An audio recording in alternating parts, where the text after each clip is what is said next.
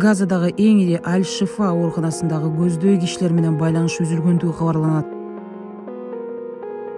Бул маалда бомбалык отуш болуп жаткан Газа тилкесиндеги ондогон чет элдиктер, кош жарандыгы бар тургундар жана жаракат алган палестиндиктер Рафах өткөрмө бекети аркылуу Египеттин аймагына өткөнү кабарланууда. Рафах бул Газа тилкесин Египеттин Синай жарым аралы менен байланыштырган Израиль көзөмөлдөбөгөн жалгыз өткөрмө бекет болуп саналат. Бул арада Парижде миңдеген адамдар антисемитизмге каршы жүрүшкө чыгышты. Ага француз премьер-министри Элизабет Борн баштаган расмий жетекчилер, бурдагы президенттер Николя Саркози, Франсуа Олланд сыяктуу саясатчылар катышууда.